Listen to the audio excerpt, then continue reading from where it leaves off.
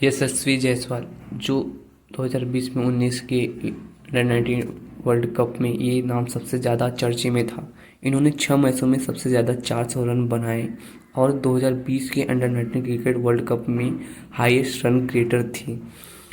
ज़्यादातर लोग यशस्वी को अपनी अचीवमेंट की वजह से जानते हैं, लेकिन इंडियन क्रिकेट टीम के राइजिंग स्टार स्ट्रगल के बारे में ही कम लोग जानते हैं।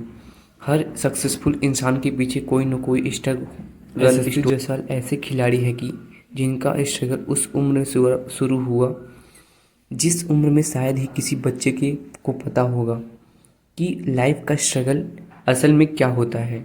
एक पानी पूरी बेचने वाले से लेकर 2020 के under-19 world cup cricket team में अपना जगह बनाया और एक तरफ जहां उनका जर्नी शुरू हुई और हमें हैरान कर देगी, वह दूसरी तरफ हमारे तरफ इनके लाइफ में जीने का जज्बा किसी इंस्पिरेशन से कम नहीं है।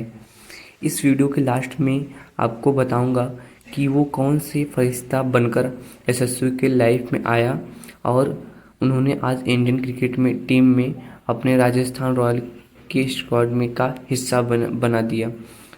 तो इस वीडियो के आखिर में आप तक ज़रूर बने रहें। तो बात साल 2010-11 की है, जब वक्त यशस्वी के साल के थे।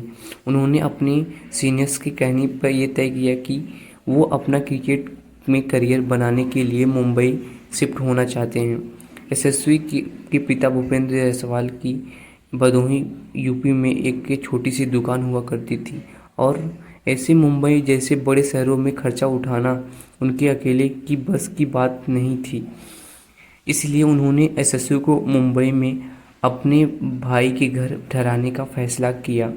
पर मुंबई में पहुंचकर भूपेंद्र जी को यह पता चला कि उनके भाई ऐसे तैसे अपना गुजारा कर रहे हैं और उनके पास रहने के लिए भी इतनी जगह नहीं थी कि वह यशस्वी को अपने साथ रख सकें। हालात चाहे जो भी हो, पर यशस्वी उनके भतीजे थे, तो इसलिए उन्होंने एक उपाय लगाया और उन्होंने यशस्वी को कहा कि वो एक डेयरी वालों को जानते हैं और अगर यशस्वी को ठीक लगे तो उस दुकान पे काम करने के साथ साथ वहाँ पे रह भी सकता है। कुछ लोगों को क्रिकेट का पैशन होता है, लेकिन यशस्वी जैसे लोगों के लिए क्रिकेट एक सर्वाइवल है। इसलिए बिना सोचे ही समझे यशस्वी ने डेयरी पे रहने के लिए हाँ बोल दिया। वह रोज़ सुबह जल्दी उठकर क्रिकेट टीम के लिए आज़ाद मैदान पे जाया करता था और बाकी समय डेयरी का काम करते थे। तो यशस्वी साफ सफाई से लेकर चाय बनाना, पानी गर्म करना और लगभग सब छोटा मोटा डेयरी का काम किया करते थे और रात हो जाने पर दुकान के पास ही सो जाते थे। जिस वक्त यशस्वी इतना सब कर रहे थे उस वक्त उनकी उम्र सिर्फ 10 से 11 साल ही थी। वक्त निकल कर गया। फिर एक ऐसा समय आया कि वो अपना पूरा ध्यान क्रिकेट में देने लगे, तब जिसके कारण यशस्वी डेयरी पे ज़्यादा ध्यान नहीं दे पा रहे थे। तो ऐसे में एक दिन डेयरी के मालिक ने उनको घर से सामान निकाल दिया और उन्हें वहाँ से निकलना पड़ा। एक पल के लिए यशस्वी को समझ ही नहीं आ रहा था कि वो क्या करे। हैरानी की बात यह है कि उन्होंने इतनी बड़ी बात अपने घर वालों तक नहीं बताया और ना ही मुंबई में रह रहे अपने चाचा को। उन्होंने अपना सामान उठाया और धीरे से आज़ाद मैदान चले गए। वहाँ पे जाकर मुस्लिम यूनाइटेड क्लब के फाउंडर से इमरान से उन्होंने मदद मांगी। इमरान ने उन्हें सामने से प्रस्ताव रखा कि अगर वो एक मैच में अच्छा परफॉर्मेंस करेंगे तो उन्होंने ग्राउंड पर ही एक टेंट रहने का परमिशन दे दिया। यशस्वी बात सुनकर इतना खुश हुए कि वो फाइनली सोचे कि टेंट रहने का मौका मिल गया। इतना ही नहीं, वो इस बातों से भी खुश थे कि ग्राउंड पर ही रहने के कारण अब मैं सुबह उठते ही प्रैक्टिस शुरू कर सकते हैं। तो यकीन मानिए कि एक 10-11 साल का बच्चा भी टेंट में रहने की इतनी खुशी हो सकती है, वरना ज़्यादातर लोग ऐसे वक्त में उम्मीद खो बैठते हैं करीबन 3 साल यशस्वी ने ऐसे टेंट में रह के गुजारी, जो हम आपको बताना चाहते हैं कि टेंट में ना ही कोई बिजली थी, ना ही कोई लाइट था। लगभग आधा किलोमीटर दूर तक एक बाथरूम था जो देर रात बंद हो जाया करता था। यशस्वी का कहना है कि उन्हें सबसे ज़्यादा तकलीफ बारिश के दिनों होती थी, क्योंकि मैदान में पानी भर जाने के कारण उन्हें बार बार टेंट जगह बदलनी पड़ती थी।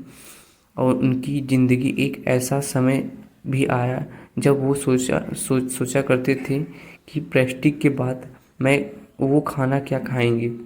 इसलिए पैसों की कमी की वजह से वो रात 9-8 से बजे पानी पूरी बेचा करते थे। पानी पूरी बेचने के साथ साथ वो क्रिकेट ट्रेनिंग के बाद कभी बीच में स्कोरिंग और कभी तो अंपायरिंग और कभी कभी सिर्फ बाल धोने लाया करते थे। और इस तरह उन्होंने कुछ समय पैसे मिल जाया करते थे। उस दिनों यशस्वी की कोशिश करते थे कि वो ज़्यादा से ज़्यादा कंप्यूटर मैच में अच्छा परफॉर्म करें, मन वक्त के करें। उन्हें उस दिन का खाना फ्री में मिल जाता था और साथ ही कुछ पैसे भी मिल जाते थे। देखा जाए तो उनके पास ऐसा करने के लिए अलावा वक्त कोई ऑप्शन ही नहीं था, क्योंकि घर पर भेजे गए मुंबई शहर में गुजारा करने के लिए काफ़ी नहीं हुआ। पर इस बात को यशस्वी ने अपने किसी भी शिकायत की नहीं की, क्योंकि उनके लिए उनका क्रिकेट खेलना सपना ज़्यादा इम्पोर्टेंट था। रेस्ट में उन्हें टेंट में वानखेड़े लाइट की दिखती थी। यशस्वी को खुद ही कहते थे कि एक दिन यहाँ पर मैं खेलूँगा। सिचुएशन चाहे जैसी भी हो, यशस्वी ने अपना विल पावर कभी नहीं होने दिया, विल पावर कभी कम नहीं होने दिया। इसकी वजह से अब तक उनकी कहानी सुनकर हमें भी, पर आगे उन्होंने ज़िंदगी में जो भी हुआ वो ज़्यादा भावुक कर देता है।